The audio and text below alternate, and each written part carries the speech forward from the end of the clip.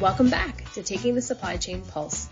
We're thrilled to kick off Season 3 with a twist. On today's episode, our beloved host and business development executive Fred Krantz takes the hot seat to share incredible stories and hard-earned wisdom from decades of navigating the complex world of supply chain and healthcare logistics. This isn't just a conversation, it's a masterclass in resilience, innovation, and relationship building. Behind the mic is Executive Vice President and Healthcare Practice Leader Tom Redding, steering the discussion with sharp insights and thought-provoking questions. So grab your headphones and join us as we launch Season 3 with an episode that's equal parts inspiration and actionable advice. Take it away, Tom.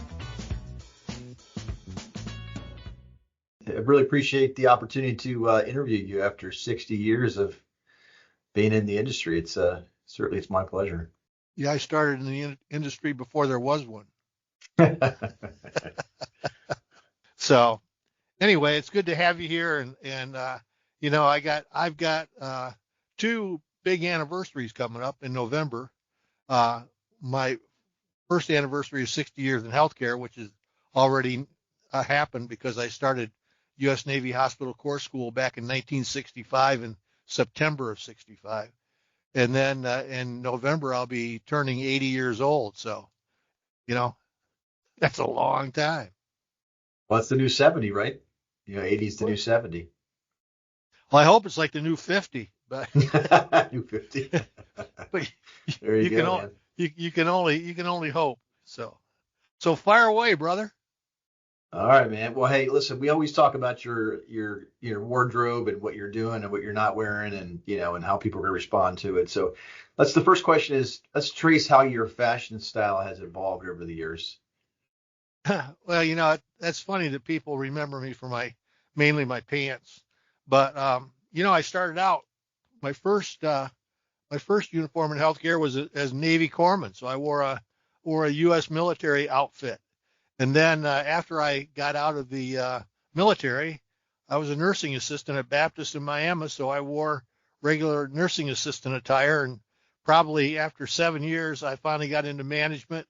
And for the most part of my career, I was a pretty conservatively dressed guy, wearing suits and ties to work and looking like every other person around me until I think it was 2014. I was in Miami with a friend of mine, Tom Sisk, and we were doing a project at Miami Health, and we went to visit them, and it was right across the street from the university, and we went to the bookstore, and Tom said, "Hey, look at those pants. You should get those." And I did, and that started everything. First, the University of Miami pants, and then after that, it sort of blew up. Basically, I'm a pretty conservative guy. I don't really dress outlandishly, but most people would not know that. But that's how it is, and it's been great for my career. I got to say, people knew me before I started dressing like that, but a whole bunch of more people know me now. That's for sure. Yeah, no, people respond very positively about, you know, what you're wearing when I take pictures with you and all those type of things. So just maybe share how many different types of pants do you have there? How many different color combinations and styles? Well, of the loud pants, I got about 35 pair, and you know, that gets me over. I buy new ones all the time because you got to rotate the inventory. I learned that you wear the same thing 2 or 3 times and it gets old. So I've got a lot of them, and what's interesting is every time I go to a meeting, the last day when I come home and I'm in the airport, I'm wearing the pants I wore that day. I get stopped in the airport as much as I get stopped anywhere else. People want to take pictures with it. And all it was to get people over themselves. You know, everybody is so uptight and so proper and everything. The pants were able to break down barriers, and it's worked. And you know, I'm okay with it. Yeah, it's good stuff. No, like you said, you kind of went from a very conservative, you know, approach to, you know, maybe a little more, you know, call it outlandish as you got later in life. And I mean, let's take a step back. Maybe the next question is maybe go back in time when you were, you think about cell phones and email and things today, but maybe back when you were kind of etching things in stone and, you know, building the Egyptian pyramids. Maybe we can start there and kind of work our way forward. But let's talk about maybe I don't know what you want to call it, when you started before cell phones and smartphones, what was the quality of communication back then? I mean, obviously things now it's more instantaneous, but how would you consider the quality from maybe the beginning of your career to how things are now? It's funny because when I started, we didn't have computers. So if I had to write an inter-office memo to someone, I had to type it, and I was a terrible typist. So I had to I had to have that self-correcting stuff in order to clear up my mistakes. But what was really interesting is back in the 70s, most hospitals were standalone community hospitals. The whole supply chain operation, as we call it now, was much simpler. You're basically taking care of one building when you get right down to it, the hospital, or one set of buildings on one campus. And so you knew a lot of people and you communicated with them directly. You either go to their office and talk with them face to face or call them up on the phone inside. And when it came to the vendors, I was director of central processing and distribution at Baptist, which meant I was also responsible for what they called then the new products committee, which has morphed into value analysis over the years. So I'd be talking directly to the sales reps. The sales reps would be coming in every week. Communication wasn't a problem. Today, I think you can communicate. There's a big advantage and a big sort of a drawback from today's instantaneous consulting. If you get ticked off and your fingers can fly over the keyboard real fast, you can send messages out to the whole world that you probably should have thought about before you hit send. That's one thing. And I think it was you that said it's hard to tell sarcasm in an email. Actually, I found the other thing about that. I've had so many people I've talked to that I've worked with say, "Did you hear that? Did you see the tone of that email?" And I'm going, there is no tone. It's black characters on a white background. Any tone is something that you apply in the way you read it. You read it from your perspective. I think from a business perspective and being able to get instant response to problems, nothing compares to today. You can get emails out to suppliers if there's a problem with a shortage on a product or whatever, and they get information like 2 or 3 days more quickly than if you had to send them a letter in the old days. But even in the old days, I relied on telephone conversations an awful lot. So it's better today. It's different today. Both eras had their pluses and minuses, I guess. So it sounds like more of it's the speed at which you're communicating now than maybe years ago. Maybe that sounds like there's also there's a lot of interpretation, with tone and email and all the things that go along with it. Especially if you have how many different generations in the workforce and how people interpret it or how they respond to those communications is always up for debate. You can tie people together real quickly. Like this morning, we have a new employee here at St. Ange, and he's going to attend a conference with me, and I was able to hook him up with the people that run the conference by just a simple intro, boom, boom, boom, boom. And in 5 minutes, the two of them had hooked up, and they were planning what they needed to do to get him registered much more quickly and more effectively than in the old days. That's for sure. Yeah, no, that's fair. Yeah, I guess let's just go it's always easy to go back and say, hey, if I could talk to myself, I was 25, what would I do? I guess, but what would you tell yourself, knowing you've, got a long career and all the things you've seen and done, I guess, what would you tell yourself? You go back and tell your 25-year-old self, what would you tell? Well, I go to 27 because that's when I first became a director at Baptist. Okay, there you go, 27. And I was a young guy. And I was from a small town in upstate New York. I graduated from the University of Miami with a history major. I was working at a large hospital as a director.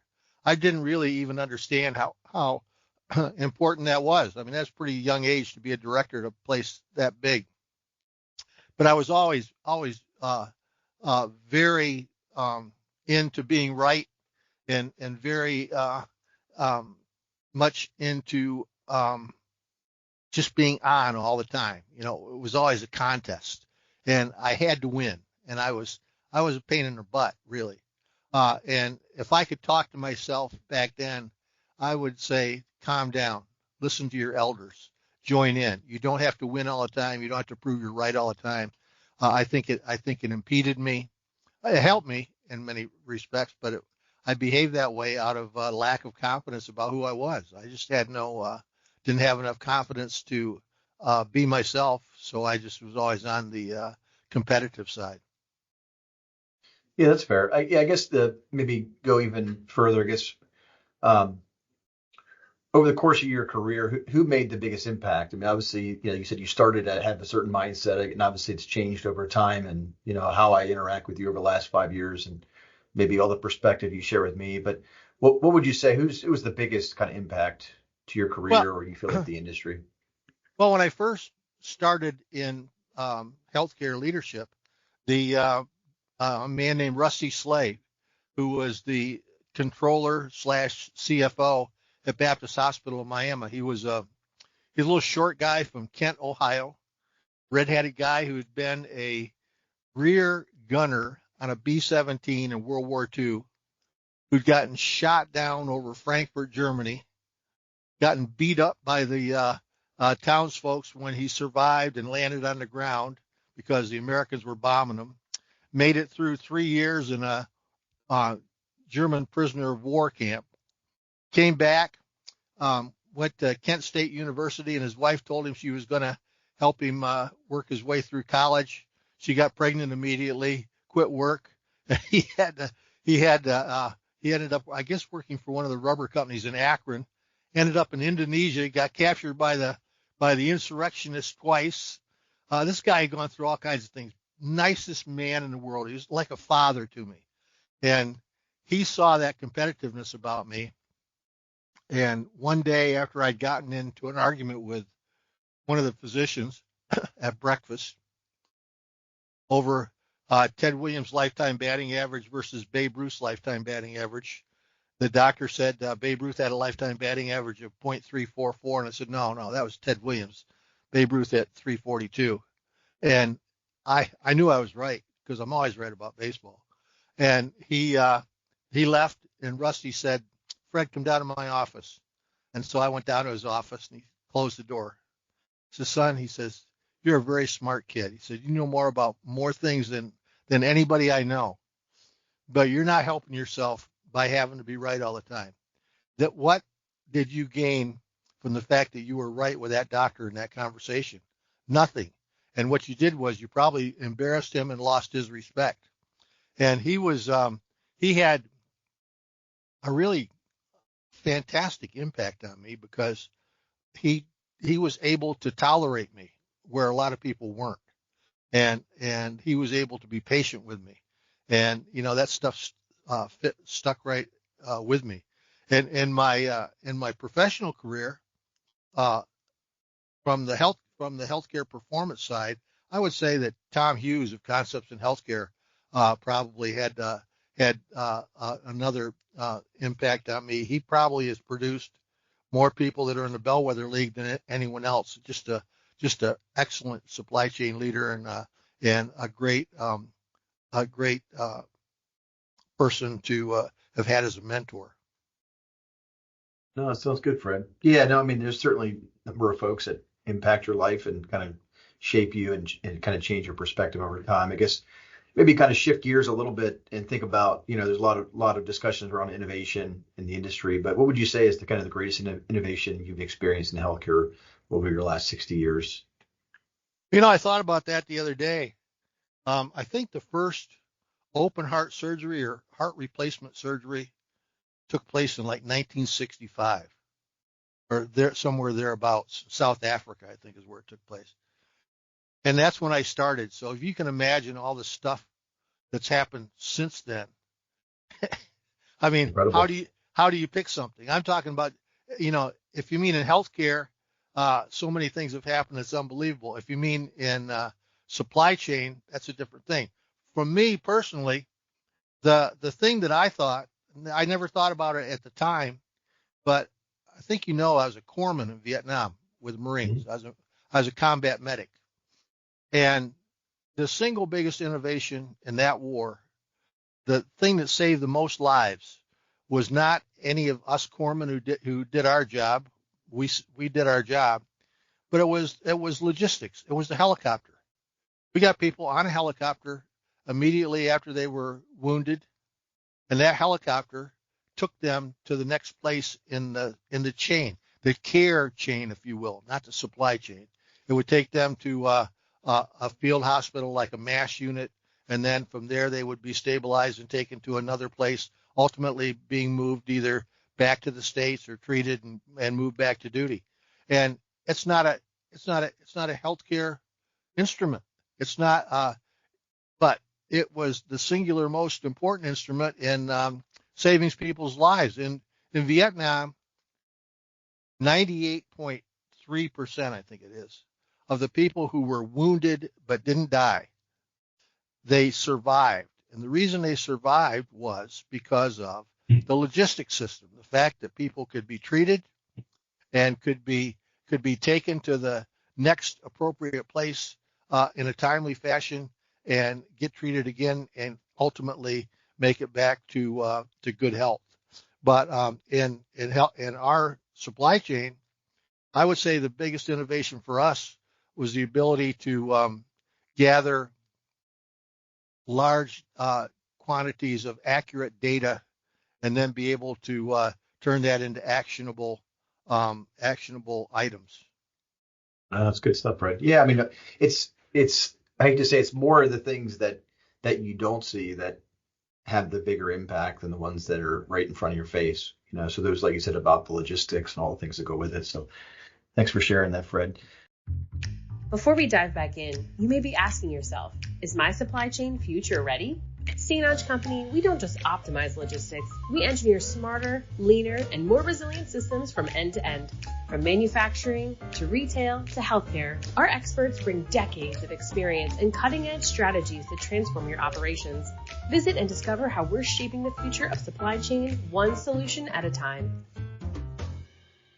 So maybe just shifting, maybe talk a little more about kind of defining moments, for your career. Maybe one to think about is, what was the most impactful moment in your career and why?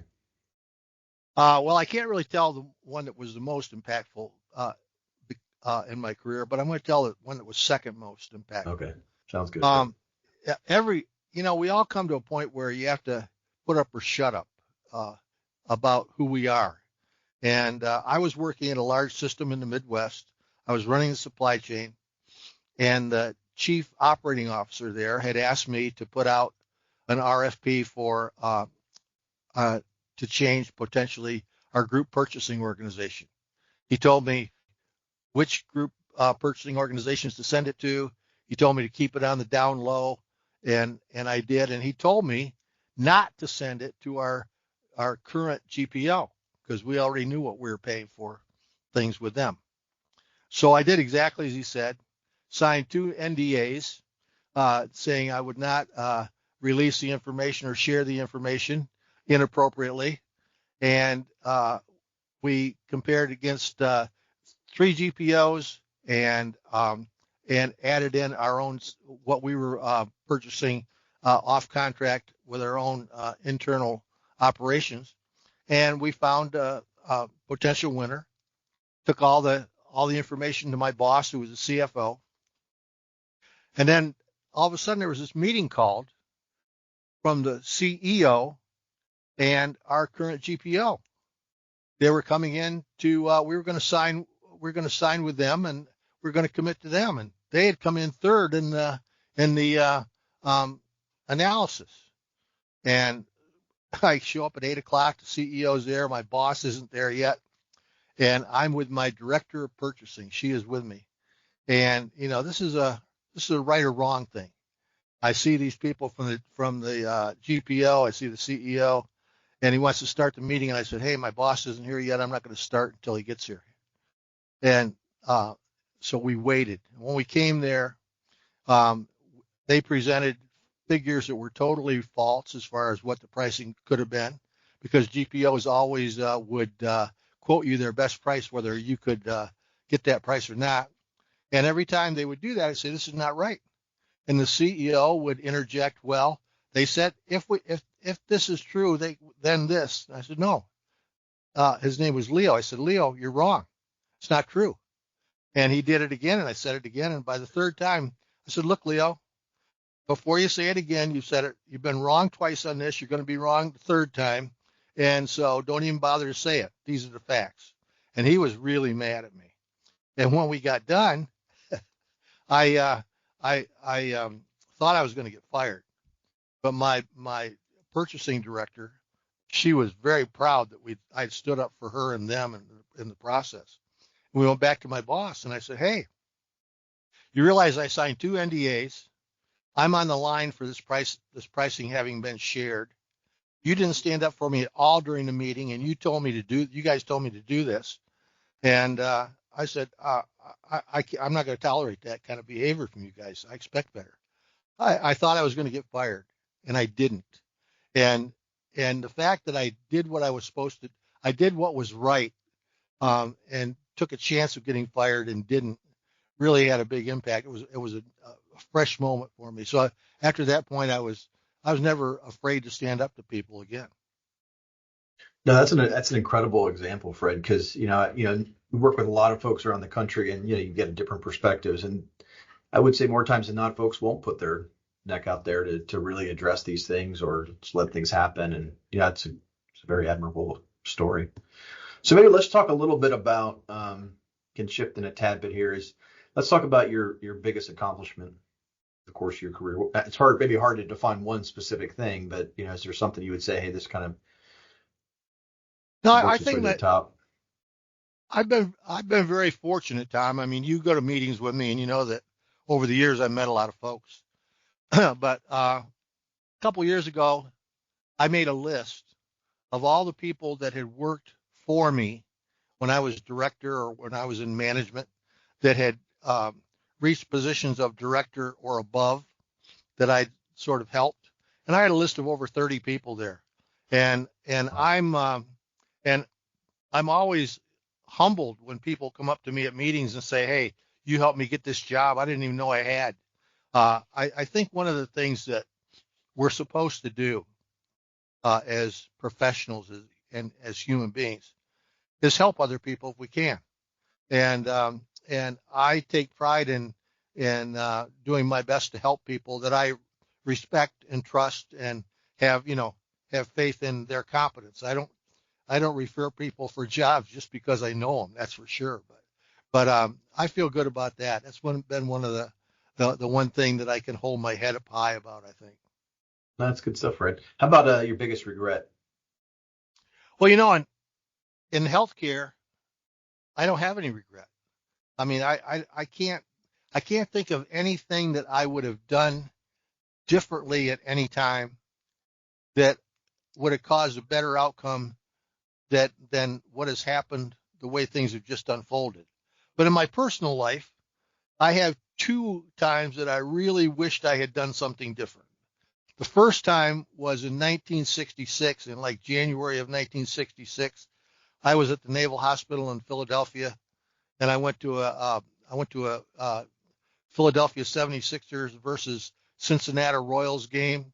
And right there in the lobby before it went into Convention Hall was Wilton Norman Chamberlain. And I had a chance to say hello to Wilt Chamberlain, and I choked. I stand there looking at my hero, and I didn't have the guts to say hello to him. And the second time was in the 70s when I was at Baptist. And remember, in the 70s, not everybody had answering machines.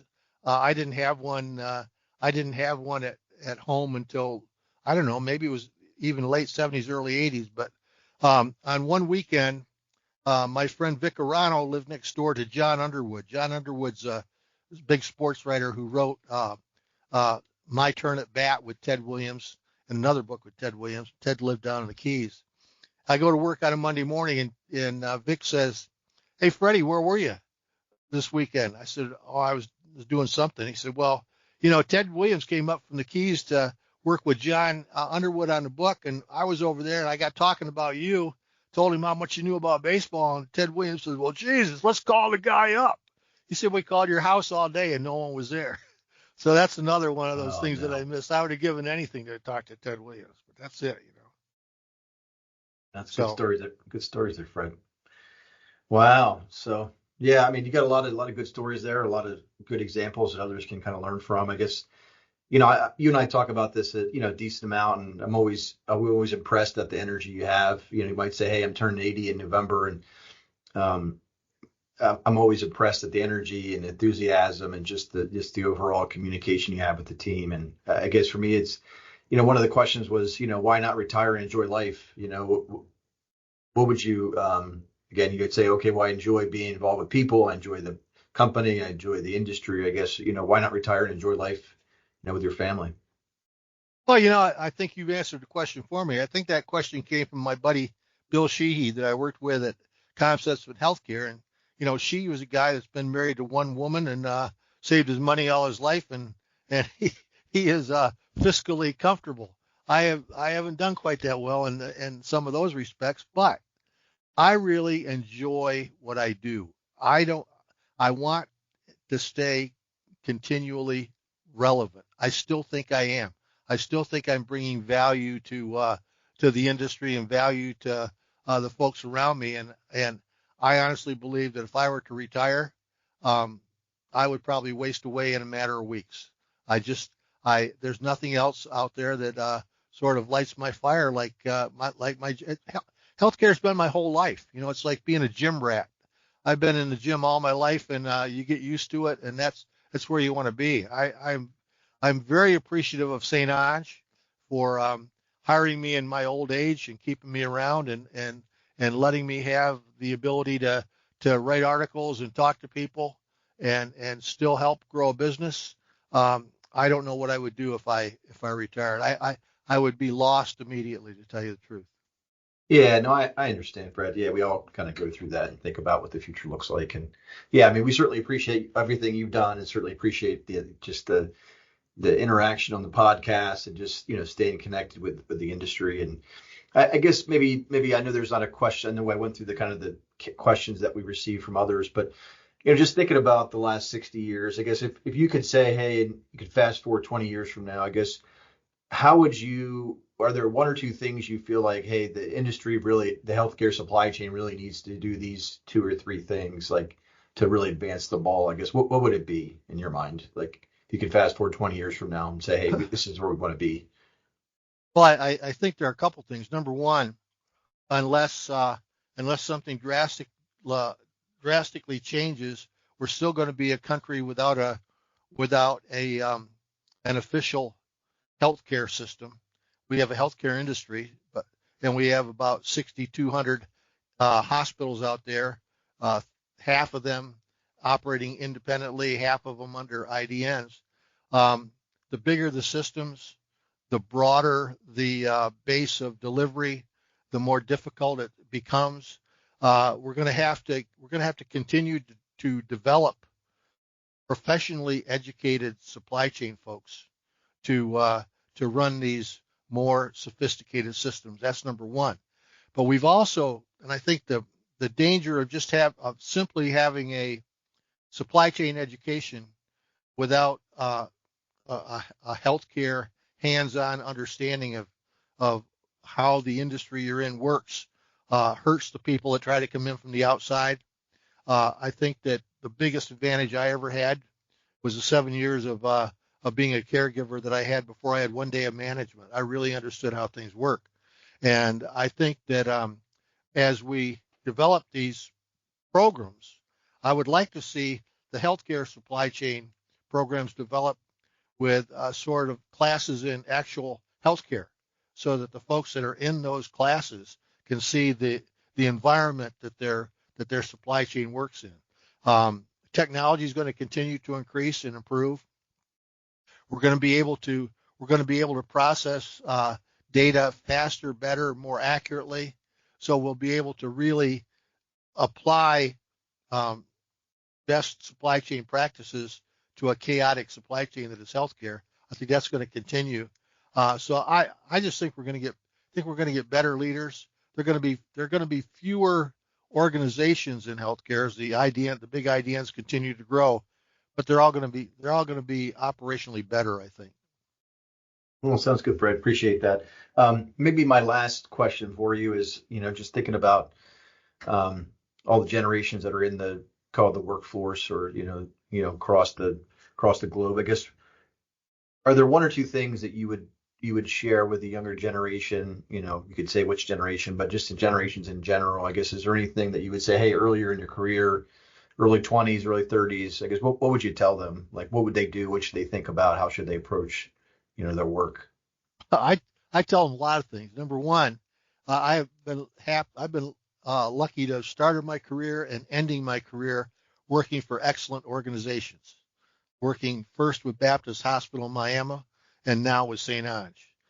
You don't find places like this everywhere, okay? I would say that for young folks, take a good look at where you're working, and if it's worthy of being appreciated, appreciate it. The second thing I think it's incumbent upon all of us. There's generally five or so generations in any company. For each of us to learn how the other generation thinks and acts and to interact appropriately. I mean, I'm amazed at how bright some of the young folks are, but also how naive they are about other things. It's a two-way thing, and they're not surprised at how stupid I am about technology, but I've got some pretty good insights about things that they don't have. And if I were talking to the young folks, I would say this, that you can, the best people are those that were raised right by their families. Okay. And when you enter, any industry, any business, you're entering a new family, and the folks that are there that have already established themselves, that are operating effectively within those organizations, they're your elders, and if you could do anything, it would be eagerly engage and embrace those folks to learn as much from them as you can, because they can teach you and you can teach them. Yeah, it's good stuff, Fred. Yeah, no, I appreciate everything. I mean, obviously we could probably talk for hours about, your career and all the great things you've done and being inducted into the Bellwether League. And certainly it's an incredible, recognition and honor. And, certainly my experience in working with you, Fred, has been tremendous. I've learned a tremendous amount from you. So again, I would just advocate for, others that are in the industry, and to be able to connect and stay connected with, everybody, along that continuum of, from somebody earlier in their career to folks that are about to retire. There's a lot to learn from each other. And want to thank Fred again for joining the podcast, his own podcast, and giving me the chance to interview him on his 60-year career. So want to thank everybody, and have a good day. Thanks, folks. Well, that's all for today. Thanks again for joining. And as always, don't forget to subscribe and connect with us online, where you can find all of our episodes. If you have a topic you would like to discuss or want to be a guest on the show, you can reach out to Fred directly at fcrans@stonge.com. See you next time.